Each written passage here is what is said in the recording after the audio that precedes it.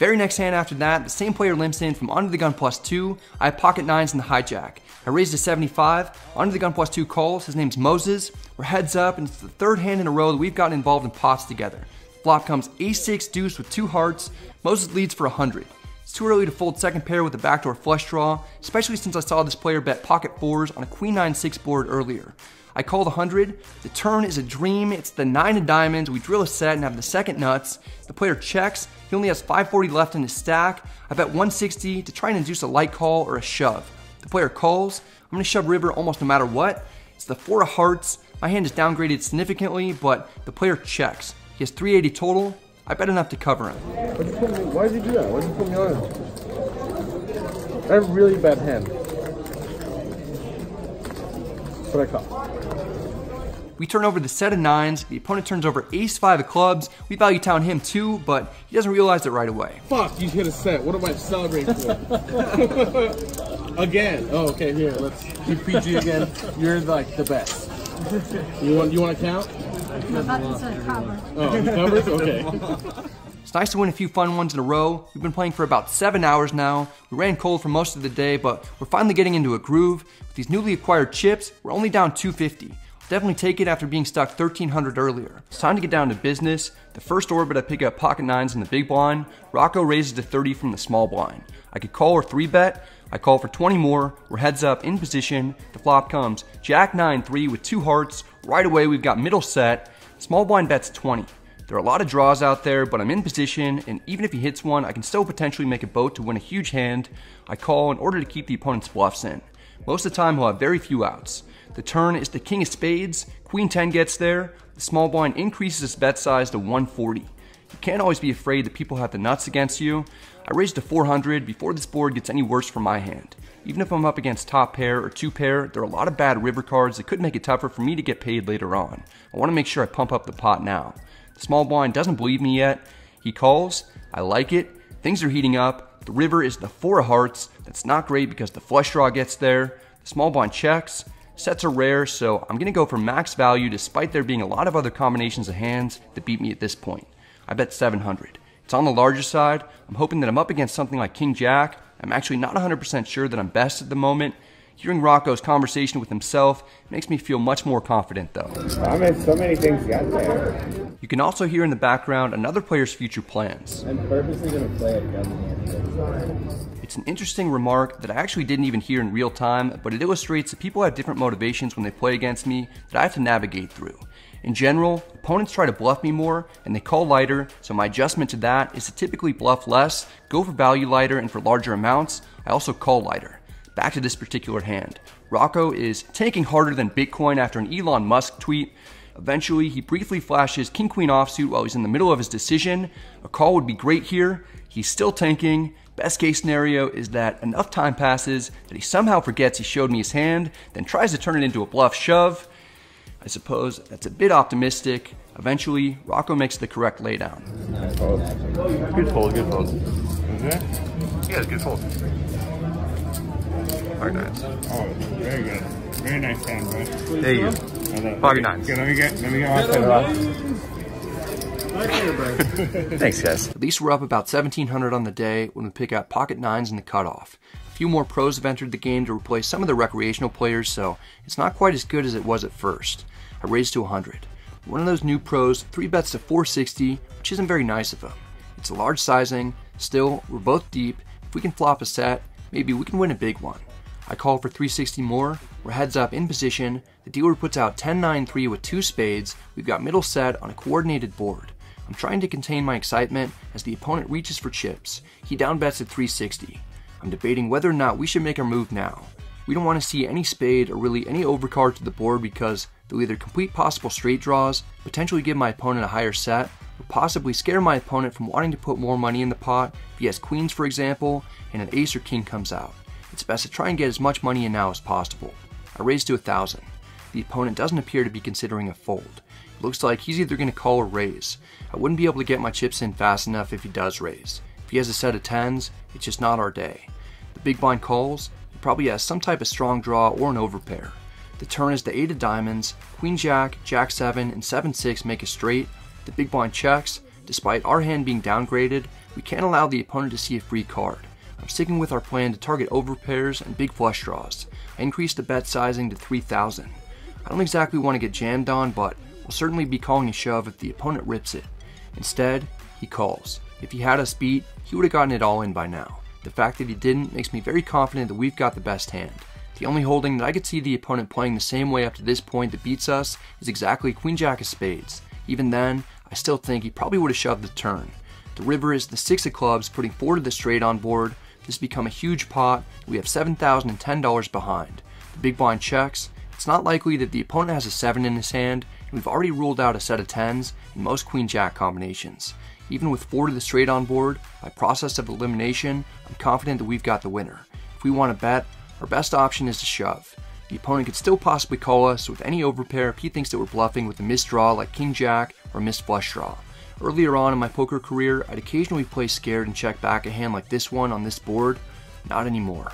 I jammed for over $7,000. If we get called, this will be a $23,000 pot, which would be the biggest pot that I've ever played at Bellagio. We don't get snapped, so I'm feeling better and better about the situation. The big blind is perplexed. He isn't sure if I'm bluffing or not. The nuts have drastically changed since the flop came out, yet here I am firing big on all 3 streets, saying that I'm not afraid to play for stacks. The big blind puts in a handful of yellow calling chips. We excitedly turn over our middle set. It's good. We get the absolute maximum to win the biggest pot that we've ever won at this property. There's no better feeling in poker than using all the information available to you to make the most money possible.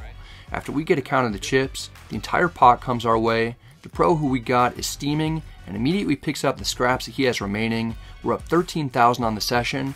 If we left right now, it'd be my second biggest win ever, but we're not leaving.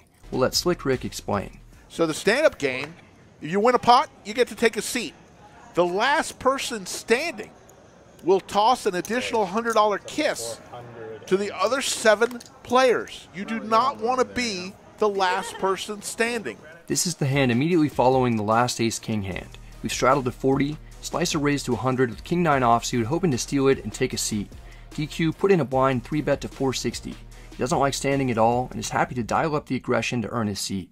We're in the straddle with pocket 9s. I really don't like standing either. I'm contemplating a 4-bet or a call. I go with a cold call for 420 more. Slicer doesn't want to get in the middle of DQ and me. He folds. It's down to heads up. The flop comes Jack 4-3 with 2 hearts. I check to DQ. He can put a ton of pressure on if he's in the mood. I certainly wish that I could have hit a set, or at least had some backdoor draws to fall back on. DQ is going to keep firing away. He bets 450. I'm not folding to a single flop bet. I call. I don't want to see any more overcards or too much more betting. The turn is another jack. This is a great card from our perspective. It's less likely that the opponent outflopped us. I check. DQ is worried that we've got a big hand, and we kind of do. He gives up and checks back.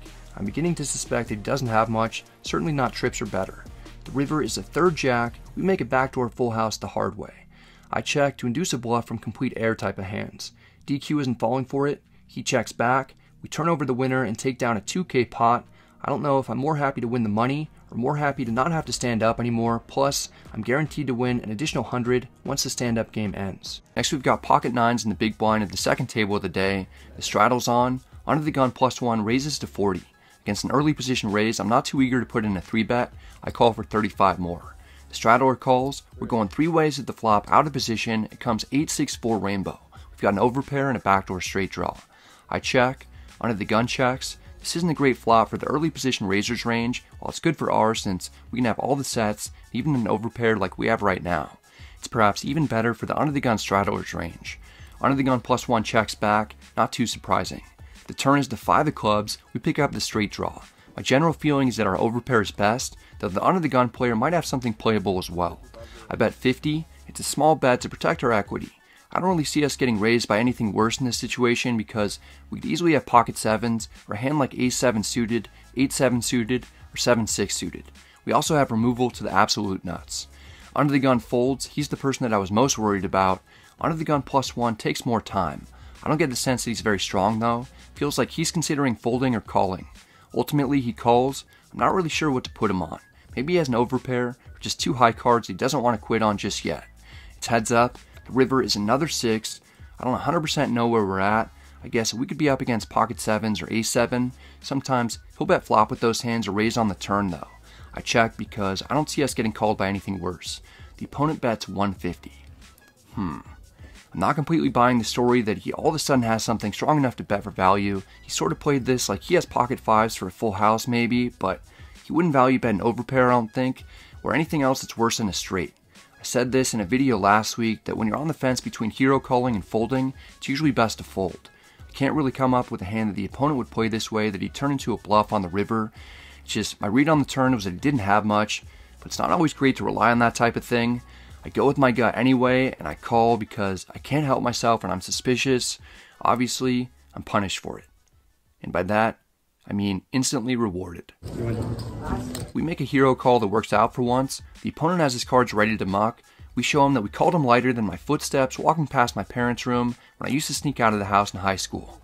He eventually shows that he also has a 9. It's going to be tough for him to win unless he's slow rolling the crap out of us with a 7 or a 6.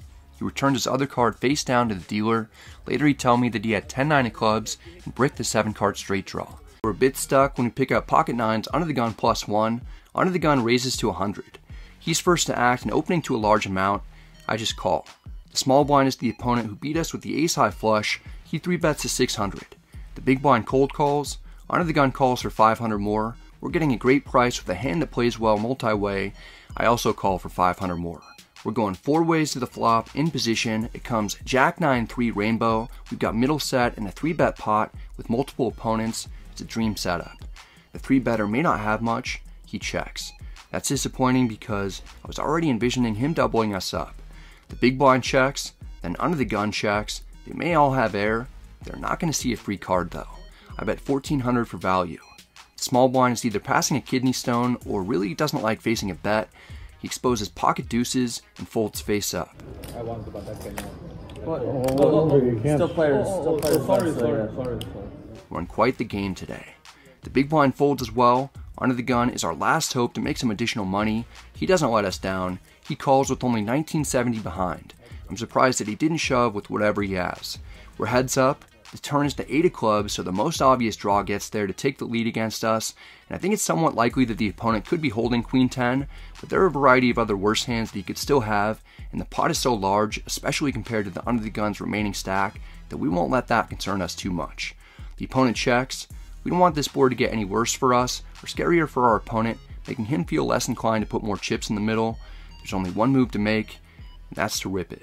All in. Call. All in and call. Queen 10? Yeah. Alright.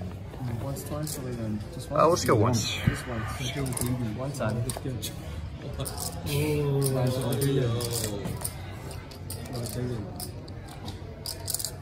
Give it to him. Motherfucker. I mean, I do have a girlfriend with 2 children, but I had no idea that he knew that, and it seems like an odd time to discuss it. We get rewarded for running it one time, so we boat up to scoop a pot of over $9,000. We're no longer stuck. We're up several thousand on the day. We have an opportunity in just the second hand dealt. Doug raises to 300 from under the gun. We look down at pocket 9s. We could 3-bet a small percentage of the time. I choose to call. Alex is in the 3rd blind. He gets raising chips and 3-bets to 1600. Doug opened on the wider side and he has to fold. We've got a hand that has potential to make a monster. We could be ahead if Alex has something like ace king or queen 10 suited that he might have 3-bet with, and we're in position. I call for 1300 more. It's down to heads up. The flop comes 7-6-5 rainbow. We didn't improve to a set. We have an overpair with a gut shot straight draw though on a board that's good for our range because we could potentially have a flop straight, all the sets, and some 2-pair hands, whereas I wouldn't expect our opponent to have better than 1 pair very often. He checks. It's a pretty safe situation for us to bet. Not only can we deny equity if the opponent has 2 overs, but even if he has a better overpair, he won't feel comfortable raising us. We can take control of the pot, and we can potentially drill an 8 or 9 on the future street. I bet 2,000, partially for value and partially to get a better sense of whether or not we're ahead or behind. Alex isn't going anywhere yet. He makes the call. I wouldn't necessarily expect him to do that with 2 overs all the time unless he had some strong backdoor draws. It's becoming a little more likely that Alex has a better overpair. The turn is a 5, we don't improve, and the amount of 2-pair and set combos that we might have flopped is reduced in my opponent's mind. He checks. If we're currently losing, we want to make sure that we see a river card so that we can realize our equity. If we're best, the opponent only has one more opportunity to improve to beat us, and if he doesn't, he might attempt to bluff the river, which we can put our gloves on for to make the catch. I'm content to check back. The river is the 8 of spades, giving us the straight in a large pot. It's another bad card for the opponent. He checks. He won't be able to call a bet with just an ace-high type of hand, but he might feel inclined to call if he's been pot controlling with an overpair. Premium pocket pairs should be able to call a fairly big bet. I go with a sizing of 6,000, which is 80% of the pot. I was tempted to go with an overbet, but it's tough for me to be bluffing given how this has been played, and I don't want to scare the opponent off. There's no snap fold, so Alex has to have something with value. As more time goes by, it becomes more clear that Alex probably has a high pocket pair. I'm rooting for a call. After nearly a full minute, Alex puts in the 6,000 with pocket aces. We show him the winner. It's a great way to start. And Brad is going to pick up $19,675. About what he lost yesterday in that pot. He gets it back on hand number 2.